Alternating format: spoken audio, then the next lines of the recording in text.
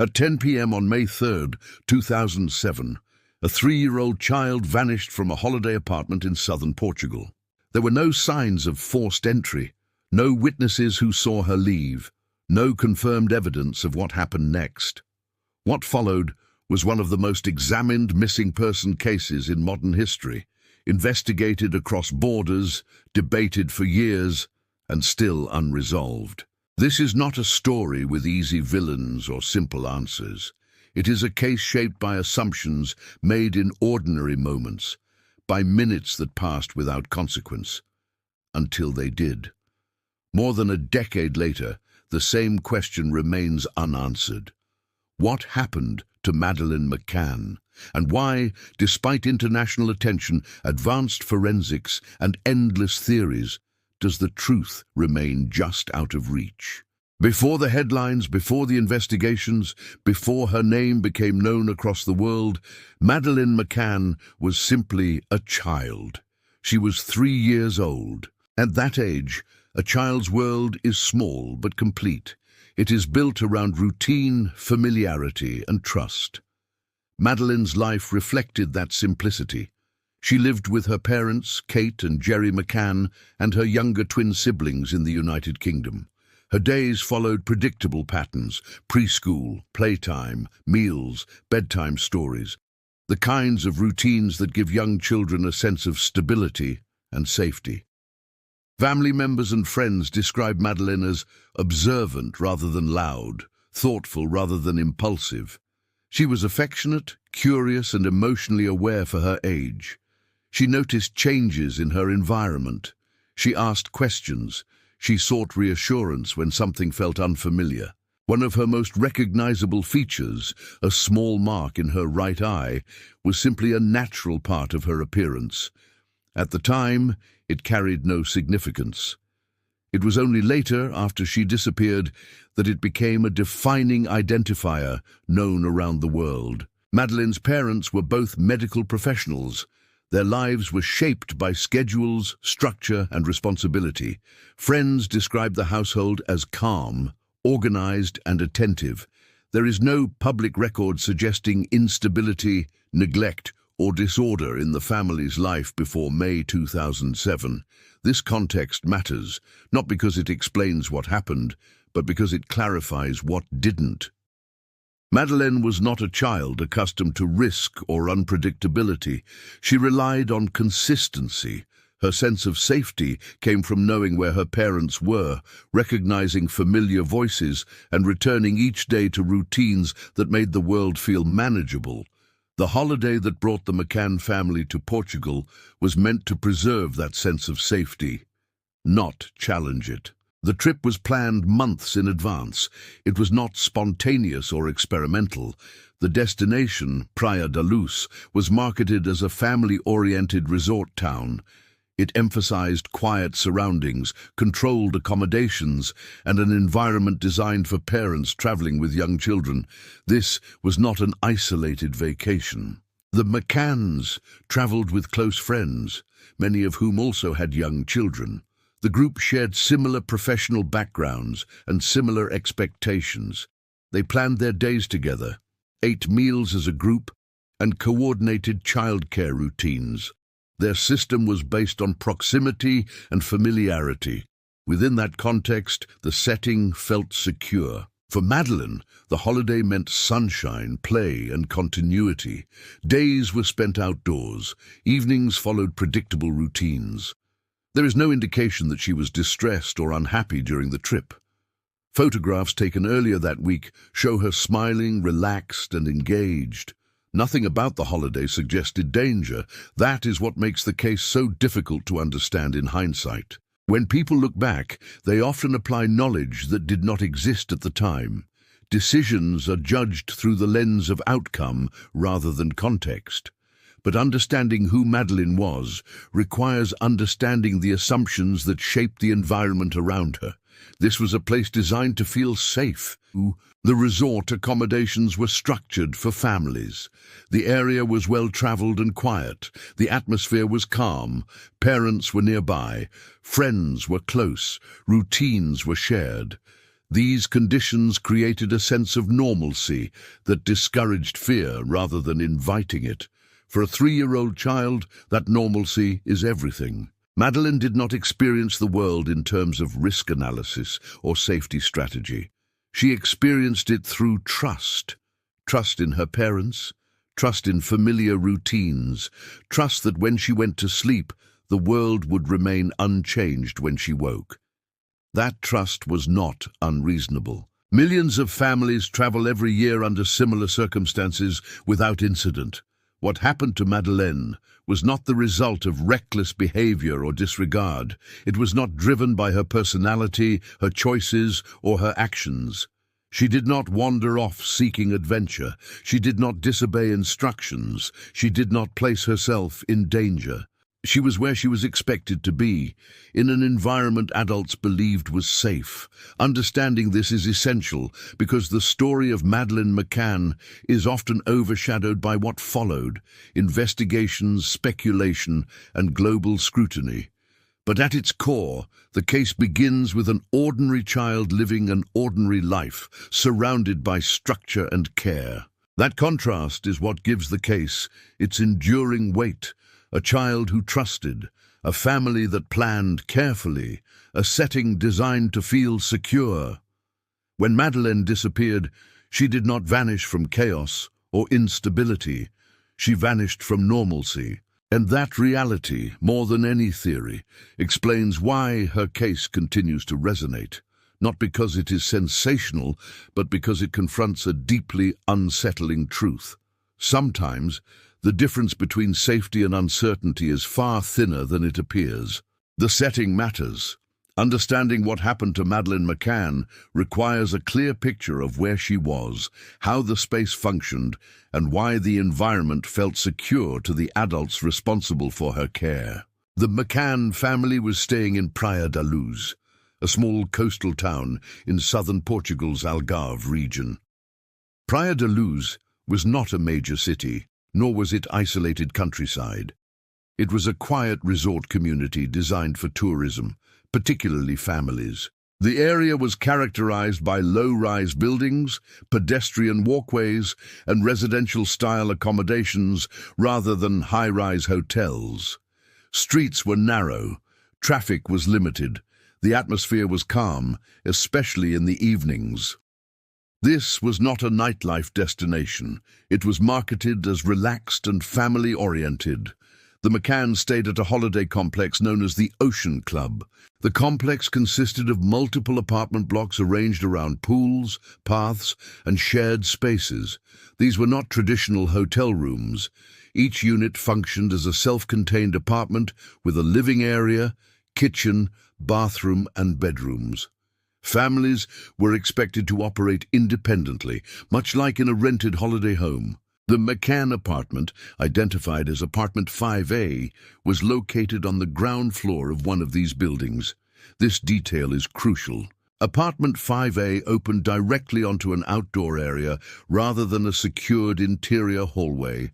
The front door faced a pedestrian-accessible space, not a locked corridor or reception desk. The sliding patio doors opened toward a small outdoor space that connected visually to nearby walkways. From a daytime perspective, this layout appeared convenient. Parents could step outside easily. Children had room to play. Visibility across the area was unobstructed. The environment felt open rather than enclosed. At night, that openness took on a different character. The McCanns were traveling with a group of friends, many of whom had young children. Their days followed a shared rhythm. Mornings involved childcare activities organized by the resort. Afternoons were spent at the beach or pool. Evenings followed a predictable pattern. Dinner was taken at a restaurant within the Ocean Club complex. The restaurant was not far from the apartments, close enough to walk, close enough to feel connected, but not close enough to see directly into the rooms. The adults ate together while the children slept in their respective apartments. The group used a system of periodic checks. At intervals, adults would leave the restaurant and walk back to the apartments to visually check on the children. These were not remote checks via monitor or phone. They involved physically opening doors and confirming that the children were sleeping. This system was informal but intentional. It was based on proximity, familiarity, and shared responsibility among trusted adults. Within the context of a family-oriented resort, it did not register as unusual to the group at the time. Each element reinforced the assumption of safety. The town was quiet, the resort was controlled, the apartments were nearby, friends were present. For the adults, risk was not perceived as absent, but it was perceived as low. The daily routine reinforced this belief. Madeleine and the other children followed consistent schedules. Bedtimes were regular, rooms were familiar. The adults were not distracted by unfamiliar surroundings or unpredictable movement. The environment felt contained. From a geographic standpoint, the Ocean Club complex was not isolated, but it was also not heavily trafficked at night. Pedestrian movement slowed significantly after dinner hours. Streets quieted. The absence of noise reinforced the sense of calm. There were no security barriers separating the apartments from public access. This is not a criticism. It is a design choice common to holiday complexes of that era. The emphasis was on openness and ease, not restricted access. During the day, this enhanced the family-friendly atmosphere. At night, it introduced variables that were not actively considered. The childcare system relied on assumptions rather than controls. It assumed that quiet equaled safety. It assumed familiarity reduced risk. It assumed proximity was protection. Those assumptions were not irrational. They were reinforced by the environment itself. For Madeleine, the apartment was familiar by that point in the trip. She had slept there multiple nights. The room layout was unchanged. Her bed was in the same place. The door had been closed before. Nothing about the space signaled danger to a 3-year-old child. She went to sleep in a place that felt routine. The adults did not perceive the space as exposed. From their perspective, they were nearby, attentive, and engaged in a system they believed reduced risk rather than introduced it. Geographically, this matters because it explains why the disappearance was not immediately anticipated or prevented. The environment did not feel unstable. There were no obvious threats, no visible signs of intrusion, no indicators that something was wrong until it was. The layout of the apartment complex did not funnel movement through monitored areas. It did not require entry through a staffed checkpoint.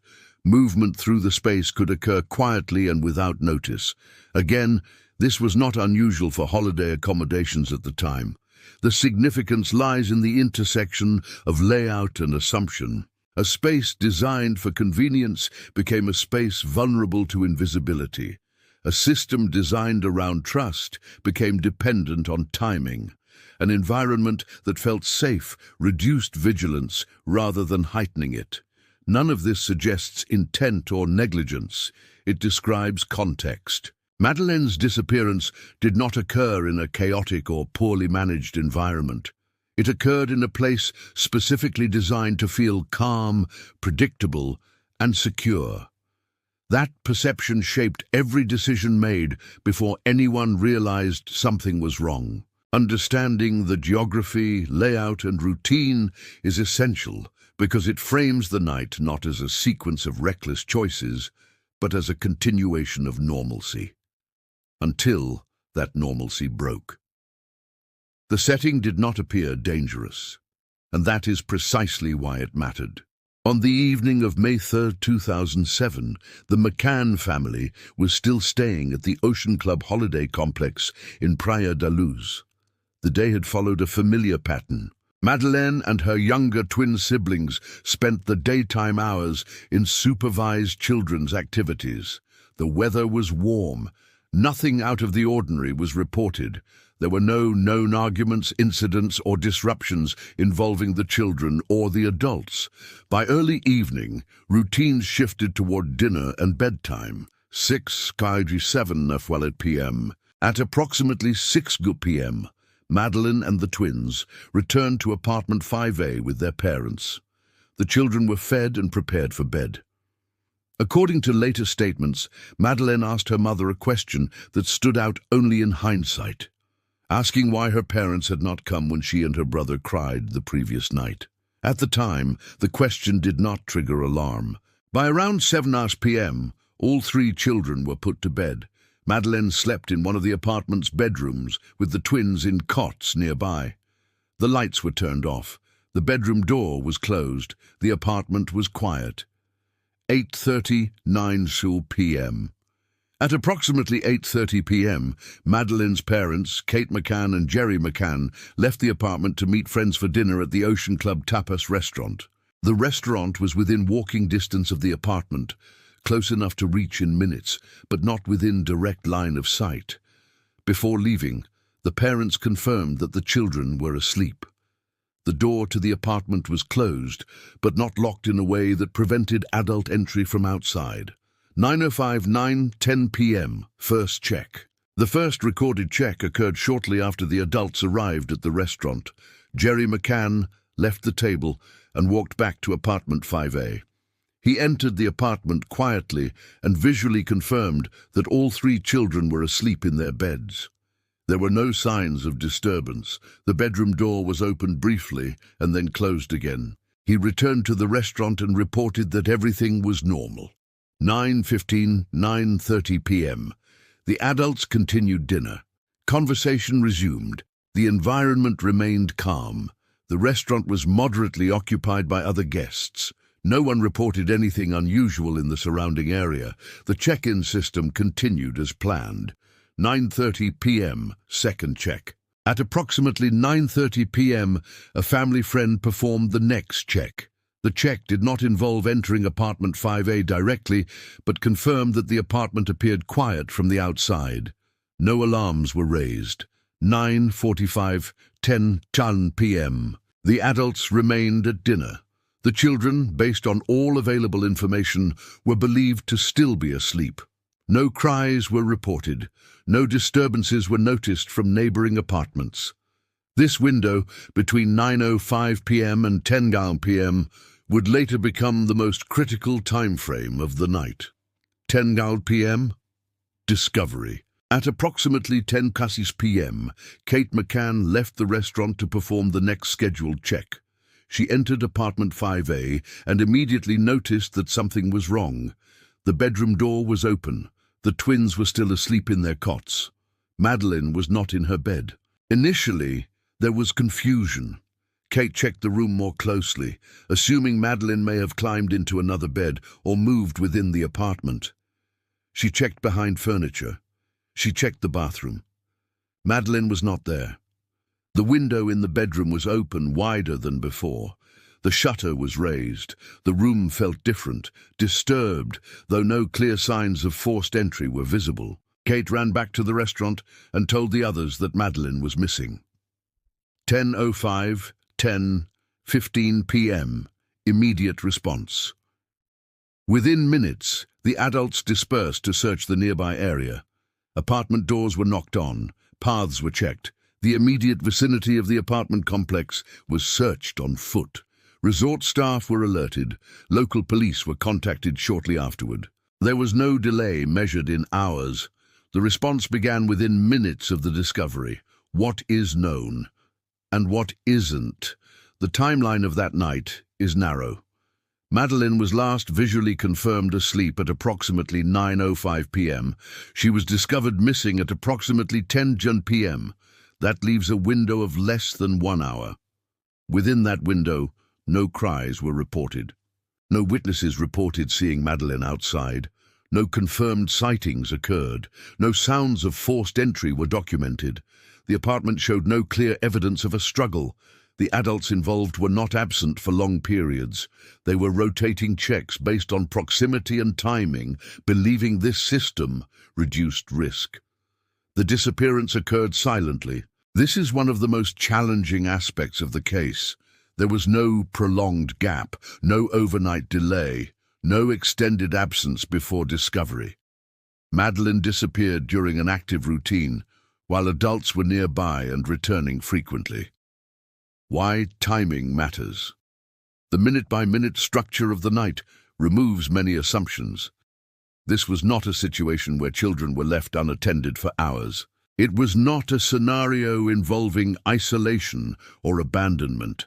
It was not a case where no one noticed something was wrong until morning. The disappearance occurred between two checks. That narrow interval has defined every investigation that followed, because whatever happened to Madeleine happened quickly, quietly, and without leaving immediate physical evidence. Understanding the timeline does not explain the disappearance, but it establishes its boundaries. A child went to bed, adults stayed close, checks were made, and within less than an hour, Madeleine was gone. No emotion is required to make that reality unsettling. The facts are enough. Once it became clear that Madeleine McCann was missing, the situation changed within minutes. After Madeleine was discovered missing at approximately 10 p.m., resort staff were alerted almost immediately. Adults who had been dining nearby began searching the Ocean Club complex on foot. Pathways, open areas, and nearby apartments were checked as quickly as possible. Portuguese authorities were contacted the same night. Local police arrived first, followed later by officers from the Polícia Judiciária, the national investigative body responsible for serious crimes. Law enforcement involvement began within hours, not days. By the time police reached the apartment, the situation was already complex. Apartment 5A became the central focus of the investigation. Officers conducted an initial search to confirm whether Madeleine was still inside or had hidden somewhere within the unit. The twins were found asleep and unharmed. Madeleine was not present. There were no obvious signs of forced entry. The doors were intact. The windows were open but not broken. Furniture showed no signs of disturbance. The bedroom window and shutter drew attention because they were open wider than expected. However, investigators could not determine when they had been opened or by whom. At that stage, the apartment was not immediately sealed as a crime scene. This decision was shaped by urgency rather than certainty. Early on, the assumption was that Madeleine might have wandered off and could still be located nearby. The priority was recovery, not evidence preservation. As a result, multiple people entered and exited the apartment in the hours following the discovery. Family members, friends, resort staff, and police officers all accessed the space. Foot traffic was not restricted, and the apartment was not isolated from its surroundings. These actions were not deliberate mistakes. They reflected standard missing child procedures in 2007, particularly in cases where there was no immediate indication of abduction or violence. Later, investigators acknowledged that potential trace evidence may have been compromised during this period. However, no official review has concluded that these early actions directly caused the case to fail. As the night progressed and Madeleine was not found, the search widened. Police and volunteers expanded efforts beyond the apartment complex. Nearby streets, open areas, and surrounding buildings were checked. Residents were questioned informally. Roads were monitored. The search continued into the early hours of the morning. No confirmed sightings were reported. No physical evidence was recovered that explained how Madeleine left the apartment or where she might have gone. Within hours, media attention began to grow. Local reporters arrived in Praia da Luz, followed quickly by national and international outlets. The speed at which the story spread was unusual for a missing child case still in its earliest stages. Media coverage had immediate effects. It increased public awareness and generated tips, but it also placed pressure on investigators and the family. Information began circulating before it could be fully verified. Speculation appeared alongside confirmed facts. Managing the flow of information became increasingly difficult while the investigation was still developing. Portuguese authorities later acknowledged that the intensity of early media attention complicated investigative control. From an official standpoint, law enforcement maintained that their initial response followed protocols based on what was known at the time. There was no confirmed crime scene, no clear evidence of abduction, no indication of violence. Without those elements, the case initially proceeded as a missing child search rather than a confirmed criminal investigation. By the end of the first 24 hours, several facts were clear. Madeleine had not been located. No witnesses reported seeing her outside the apartment. No physical trail had been identified. No forensic evidence explained her disappearance. What defined the early response was not inactivity, but limitation. The investigation moved forward with urgency, but very little to guide it. The absence of evidence became one of the most defining features of the case.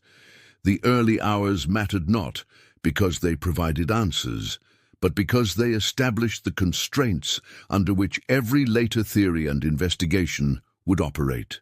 From the moment Madeleine was reported missing, the case was shaped by a single, persistent problem: intense urgency, paired with a lack of concrete evidence. That problem has never fully gone away. As days passed without a trace of Madeleine McCann, the investigation moved beyond the boundaries of a local search. What began as a missing child case in a small resort town quickly grew into a multinational effort. Portuguese authorities remained in charge of the investigation. The case was led by the Polícia Judiciária, the national body responsible for serious crimes. Their approach followed established investigative procedures: scene analysis, witness interviews, and reconstruction of timelines. Officers revisited apartment 5A multiple times. Nearby areas were re-examined. Witness statements were collected from resort staff, guests, and local residents. Movement patterns within the Ocean Club complex were analyzed to determine who had been present and when. At the same time, the scale of the case was expanding rapidly. Media coverage extended far beyond Portugal. British outlets picked up the story almost immediately, followed by European and international networks. Within days, Madeleine's disappearance became global news. That visibility changed the nature of the investigation. The volume of information increased dramatically. Tips began arriving from across Portugal, the United Kingdom, and other countries. Many were well-intentioned, some were vague, others were based on sightings that could not be verified. Law enforcement agencies were required to log, assess, and prioritize thousands of leads. To manage this, investigators categorized tips based on credibility, proximity, and supporting detail. The majority were eliminated quickly due to lack of corroboration. A smaller number were followed up with interviews and site checks. Despite the volume, no confirmed sighting of Madeleine was established. As public attention grew, the United Kingdom became more formally involved. British authorities began cooperating with Portuguese police, providing logistical support, investigative consultation, and access to additional resources. This cooperation evolved over time, reflecting the complexity of a case involving a British child missing abroad. Years later, this involvement would formalize into Operation Grange, led by the Metropolitan Police. But even in the early stages, British officials were engaged in reviewing evidence, assessing leads, and coordinating with Portuguese counterparts. The international dimension brought both advantages and constraints. On one hand, it expanded investigative capacity. More personnel, more analytical tools, and more cross-border cooperation became available. On the other, it introduced jurisdictional complexity. Legal standards, procedural expectations, and investigative priorities differed between countries. Coordination required careful management. Portuguese authorities maintained control of the case on the ground. British investigators worked in support, reviewing material and offering expertise rather than directing operations. This structure was designed to respect jurisdiction while allowing collaboration. Public interest continued to intensify. Images of Madeleine circulated worldwide. Her photograph became one of the most recognizable missing person images in history. Appeals were issued in multiple languages. Posters appeared across Europe and beyond. With visibility came a surge of public tips. Some reports claimed sightings in airports, shopping centers, and tourist destinations. Others suggested Madeleine had been seen with adults matching various descriptions. Each report was documented and assessed. None were confirmed. Investigators repeatedly emphasized that while public assistance was valuable, unverified sightings often created noise rather than clarity. Many tips lacked precise timing, location, or corroborating details. Some were influenced by media exposure rather than direct observation. Still, each lead had to be examined. The investigation also expanded analytically. Authorities reviewed known offenders in the region. They examined travel records, local criminal histories, and prior incidents involving children. They analyzed access points to the apartment and potential exit routes from the resort area. Despite this expansion, a central problem persisted: the absence of physical evidence. There was no confirmed forensic link to a suspect. No object definitively tied to Madeleine outside the apartment. No verified witness placing her elsewhere. As the investigation grew in scale, it did not grow in certainty. Law enforcement agencies made a point of communicating this publicly. They acknowledged the seriousness of the case while cautioning against assumptions. Official statements emphasized that no single theory had been proven and that all viable possibilities remained under consideration. This approach reflected the reality investigators faced. The case was not stagnant. It was active, wide-reaching, and resource-intensive, but activity does not guarantee resolution, especially when evidence is scarce. What distinguished this phase of the investigation was not disorder, but breadth. Multiple agencies, multiple countries, thousands of tips, years of review, all operating around a single unanswered question. The disappearance of Madeleine McCann had moved far beyond Praia da Luz.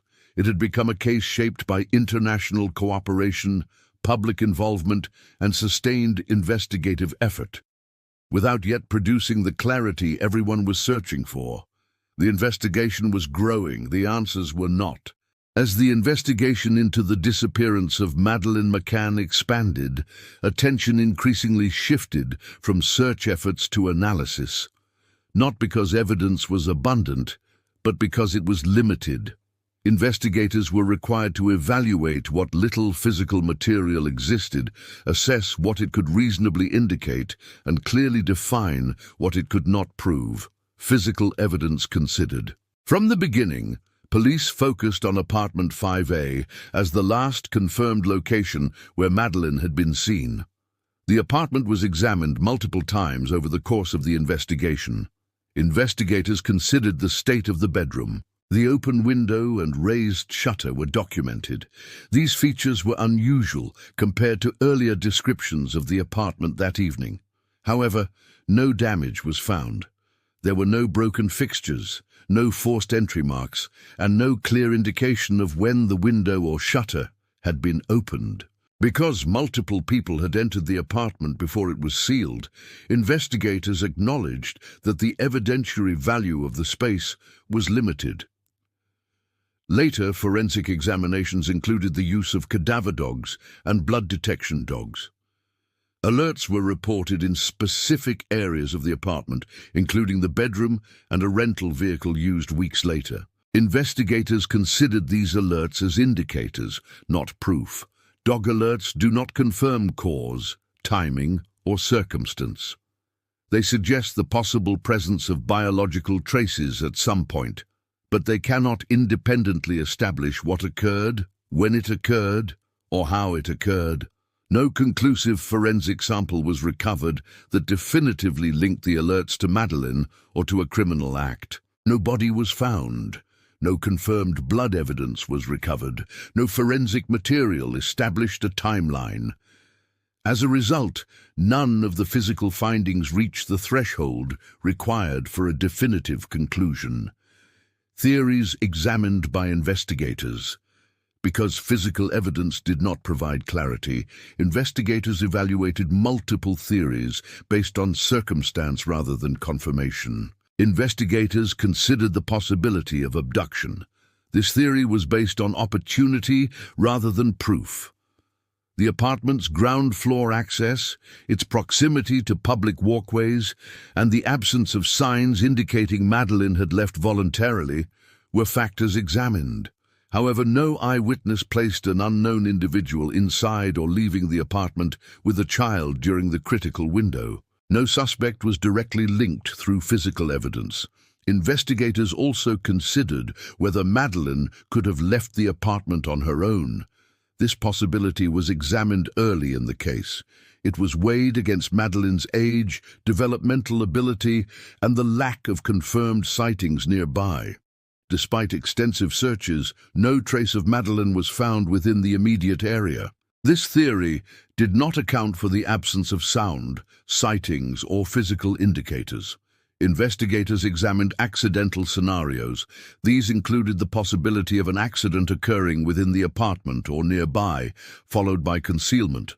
However, no physical evidence supported this scenario, and investigators emphasized that no conclusion could be drawn without confirmation. Throughout the investigation, police were careful to state that consideration does not equal conclusion.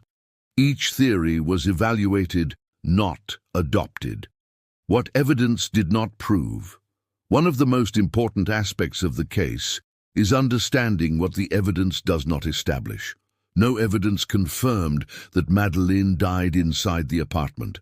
No evidence confirmed that an abduction occurred. No evidence confirmed the involvement of any specific individual. No evidence confirmed a precise timeline beyond the established window between checks. This distinction is critical. Investigators repeatedly clarified that absence of proof is not proof of absence, but neither does it allow unsupported conclusions to stand. Specifically, forensic alerts were not treated as determinative. Law enforcement agencies involved stated publicly that such alerts required corroboration, which was never obtained. Similarly, media-driven interpretations of evidence were not adopted as official findings. Why no conclusion was reached? The inability to reach a conclusion was not the result of inactivity or lack of effort. It was the result of constraint. Key investigative limitations included early contamination of the apartment before it was sealed, lack of witnesses during the critical time window, absence of recoverable physical evidence, high volume of unverified public tips, passage of time affecting forensic viability. As time progressed, the evidentiary gap widened rather than closed. Investigators were left with a narrow timeline, a silent environment, and no physical trail extending outward from the apartment.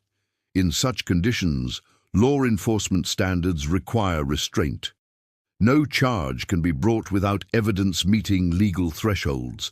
No official narrative can be finalized without confirmation. Investigators are bound not by possibility, but by proof. That standard has shaped every public statement made about the case, official language and caution.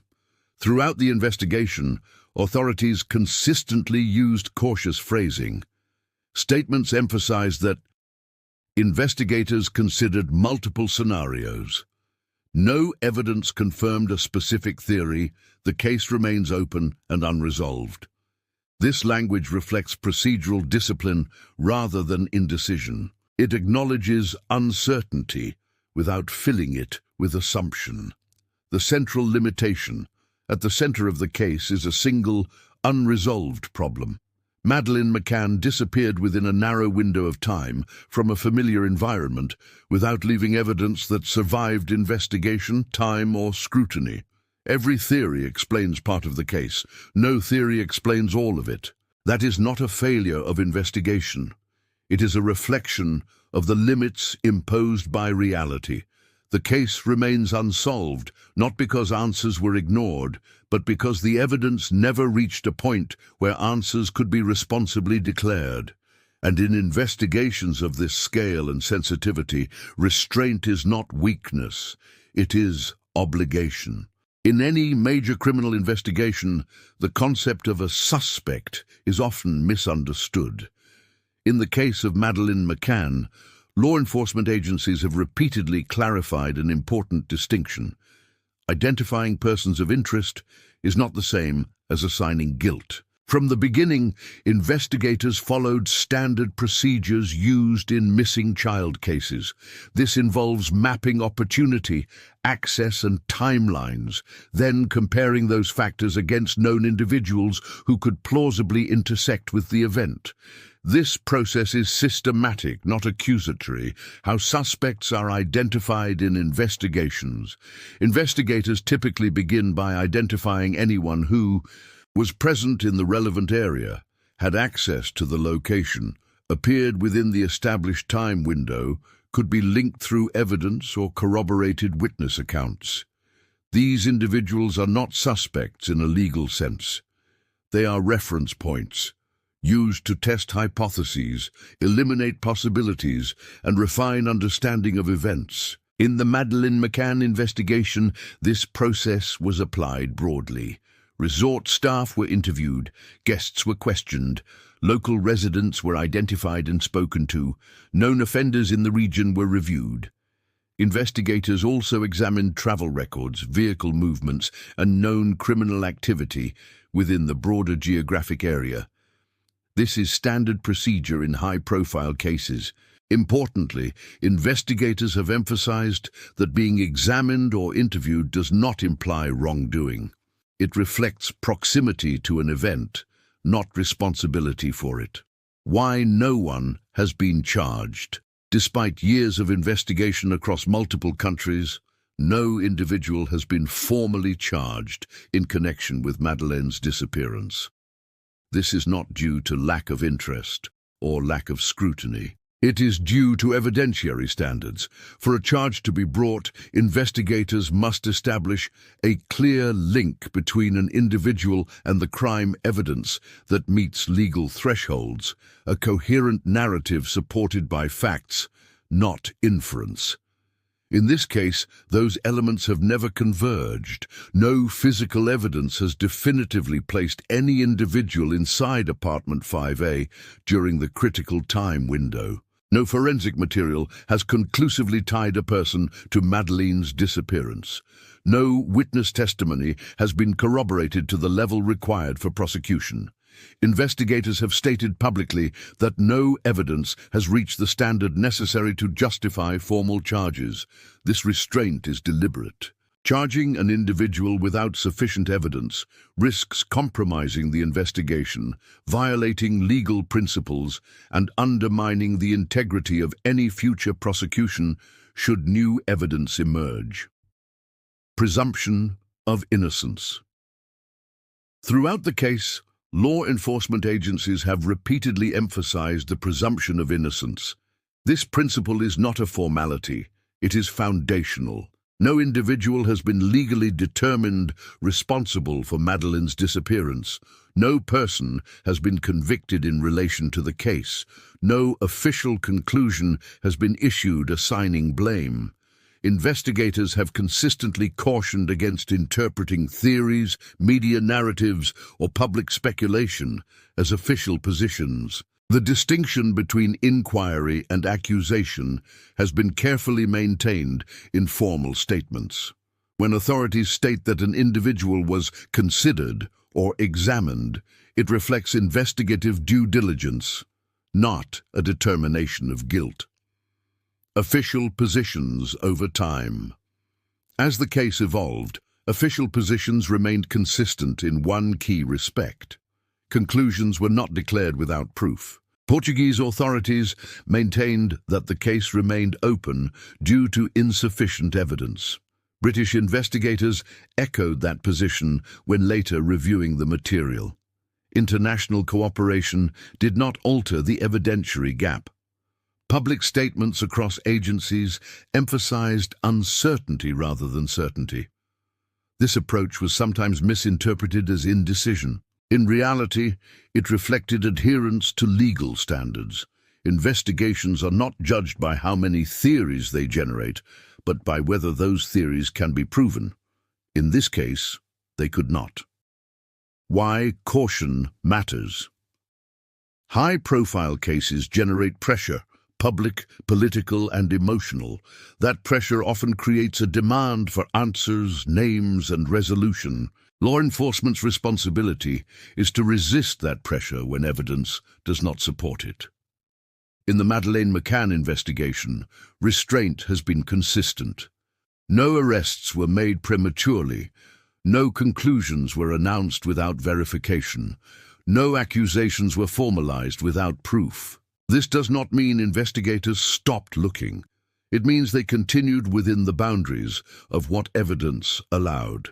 The reality of an unresolved case. The absence of charges does not imply absence of investigation. It reflects a reality that investigators confront more often than the public realizes.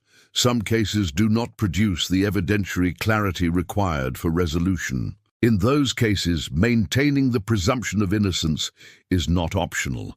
It is essential. The Madeleine McCann case remains open because no individual has been proven responsible. That position has not changed. Not because answers were avoided, but because the standard for declaring them was never met. And in criminal investigations, certainty is not assumed. It must be earned. As the disappearance of Madeleine McCann moved beyond the early investigative phase, another force began shaping the case as powerfully as any evidence or theory: public attention. Within days, the case became a media event. News coverage expanded rapidly from local Portuguese outlets to British national media, then to international networks. Reporters arrived in Praia da Luz while police work was still unfolding. Cameras followed investigators. Headlines tracked every development in real time. This level of exposure was unprecedented for a missing child case still in its earliest stages. The constant coverage created a sense of urgency, but also distortion. Media outlets operate on immediacy. Investigations operate on verification. That difference became increasingly visible as the case progressed. Information released before it could be fully confirmed was amplified. Partial details were presented as developments. Silence from authorities was often interpreted as concealment rather than caution. As days turned into weeks, speculation filled the gaps left by uncertainty. Public opinion began to form independently of official findings. Viewers and readers were presented with fragments, quotes, images, isolated facts, often without the context required to interpret them accurately. Complex investigative processes were reduced to simplified narratives. Possibilities were treated as probabilities. In some cases, probabilities were treated as conclusions. This created parallel versions of the case. One existed within law enforcement, slow, methodical, constrained by evidence. The other existed in public discourse, fast-moving, emotional, and shaped by repetition. The gap between the two widened over time. Investigators continued working within legal and procedural limits. They documented leads, assessed evidence, and eliminated scenarios that could not be supported. But those eliminations rarely made headlines. What attracted attention were unresolved questions and controversial interpretations. As a result, public confidence in the investigation fluctuated. When answers did not come quickly, frustration grew. That frustration sometimes turned into suspicion, directed not at evidence, but at the absence of it. In high-profile cases, uncertainty is often mistaken for failure.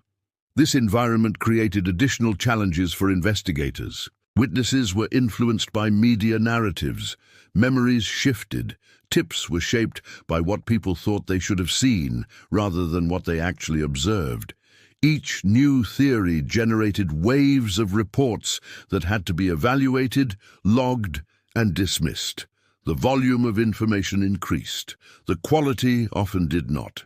Authorities repeatedly cautioned that unverified claims could hinder progress rather than help it. False sightings sent resources in the wrong direction.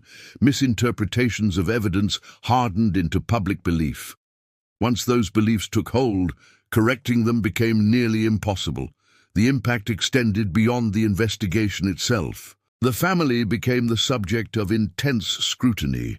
Their actions, statements, and silence were dissected publicly. Every decision was interpreted through competing narratives rather than official findings. This dynamic added emotional pressure without producing clarity. Law enforcement agencies involved in the case later acknowledged that managing public expectation became almost as demanding as managing the investigation. The presence of cameras changed behavior. The pressure for updates changed communication. The demand for resolution changed perception. Yet none of these forces produced evidence. What they produced was noise. Over time, the sheer scale of public engagement made it difficult to distinguish fact from interpretation.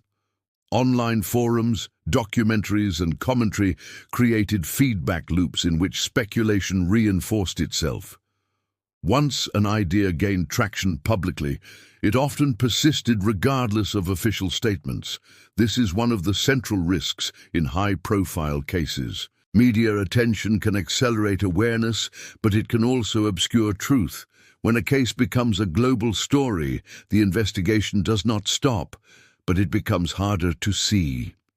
For Madeleine McCann's case, the effect was lasting. Public narratives hardened, positions polarized.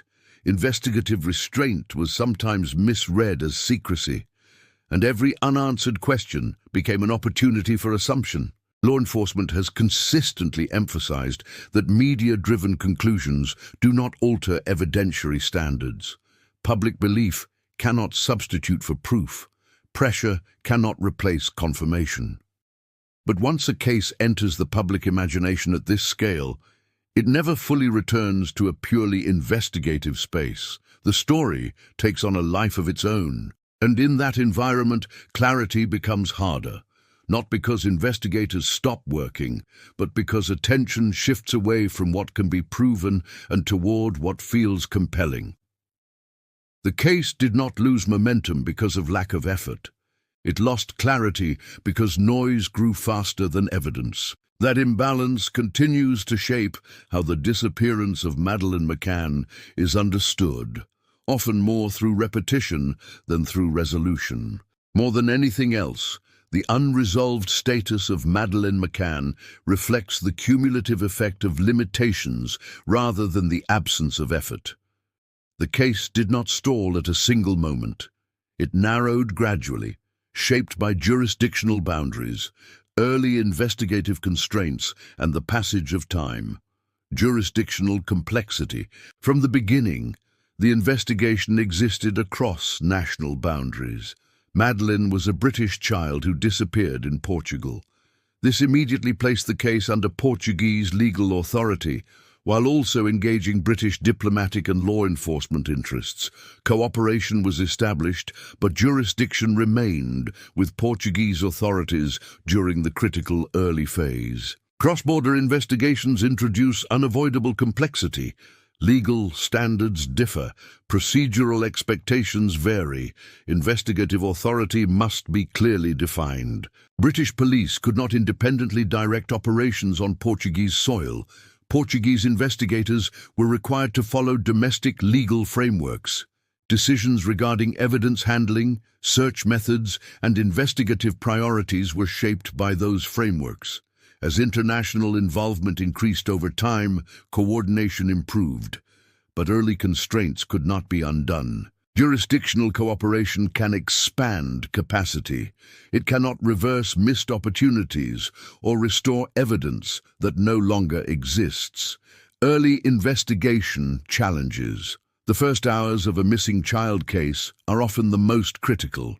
In this case, those hours were marked by uncertainty rather than clarity. At the time Madeleine was discovered missing, There was no confirmed crime scene. There were no signs of violence, no witnesses, and no clear indication of how she had left the apartment. The initial assumption that she might have wandered off guided early actions. As a result, the apartment was not immediately sealed. Foot traffic was not restricted. The surrounding area was searched broadly rather than preserved. These actions reflected standard practice for a missing child search in 2007, particularly when abduction was not immediately evident. They were not reckless, but they were consequential. Once the investigation shifted toward the possibility of a criminal act, the physical environment had already been altered. Law enforcement agencies later acknowledged that early contamination limited forensic reliability. However, no official review concluded that this alone determined the case's outcome. It simply reduced the margin for certainty. Absence of confirming evidence. As the investigation progressed, the lack of physical evidence became increasingly decisive. No confirmed forensic trail extended beyond apartment 5A. No verified witness placed Madeleine outside the apartment. No object definitively linked a suspect to her disappearance. Investigators examined multiple possibilities, but each relied on inference rather than confirmation. In criminal investigations, inference cannot replace proof. Without a body, without a crime scene preserved in its original state, and without corroborated witness testimony, investigators were constrained by evidentiary standards that cannot be lowered, even in cases of intense public interest. Evidence degradation over time. Time works against unresolved cases. Physical evidence degrades, memories fade, environments change. In Praia da Luz, the apartment was returned to use. The resort continued operating. People who had been present moved away. Potential witnesses became harder to locate. Statements made years later could not be tested against original conditions. Even with renewed investigative efforts years later, time had already erased variables that could not be reconstructed. Forensic science can advance, but it cannot recreate moments that were never preserved. Later reviews of the case, including those conducted by British authorities, were limited to reanalyzing existing material. They did not uncover new physical evidence capable of resolving the case. Why no resolution has been declared, investigators are bound by standards that require certainty, not plausibility. A conclusion must be supported by evidence that can withstand legal scrutiny. It must be defensible, verifiable, and provable. In this case, those conditions have never been met. As a result, no definitive narrative has been issued, no charges have been brought. The case remains open. This is not a reflection of indecision, it is a reflection of discipline. Declaring an answer without proof would compromise both justice and truth. In unresolved cases, restraint is often the most responsible position available. The reality of uncertainty. The disappearance of Madeleine McCann remains unsolved because the investigation reached the limits of what evidence, time, and jurisdiction allowed. Each factor alone might have been overcome. Together, they formed a barrier that could not be crossed. The case persists not because it was forgotten, but because it could not be responsibly concluded. And in criminal investigations, unresolved does not mean abandoned. It means unanswered. Today, the disappearance of Madeleine McCann remains officially unresolved. No definitive explanation has been established, no final conclusion has been presented, and no outcome has been formally declared by authorities. What exists instead is an open case, active in principle, reviewed periodically, and shaped by the reality that time has altered what can still be known. Current status of the case. The case is not classified as closed. Portuguese authorities have formally stated that the investigation remains open, though not continuously active in the way it was during its early years. British authorities have also maintained an open status, reviewing material and reassessing leads when new information emerges. In practical terms, this means the case exists in a conditional state. Investigative resources are not deployed daily, but the file remains accessible. Leads are assessed if they meet evidentiary thresholds. International cooperation mechanisms remain in place should substantiated information arise. This is typical for long-term, unresolved cases. They move forward only when something new justifies movement. Ongoing investigative limits. After more than a decade, the scope of investigation is defined by what remains available. Physical evidence has not expanded. Witness testimony has not produced confirmation. Re-examinations have not generated definitive proof. Modern forensic techniques can reanalyze preserved materials, but they cannot create new data where none exists. As a result, investigative progress depends almost entirely on external developments, new witnesses, new documentation, or information previously unknown. Authorities have consistently emphasized that speculation alone does not reopen cases. Only verifiable information does. Family statements and position. Throughout the years, Madeleine's family has maintained a consistent public position. They have acknowledged uncertainty without surrendering hope.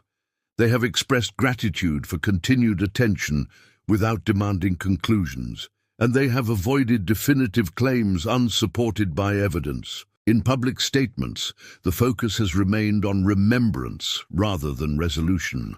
The family has emphasized that Madeleine is not a story, a symbol, or a case study, but a person whose absence still defines their lives. Their position has been clear. As long as there is no proof, the possibility remains.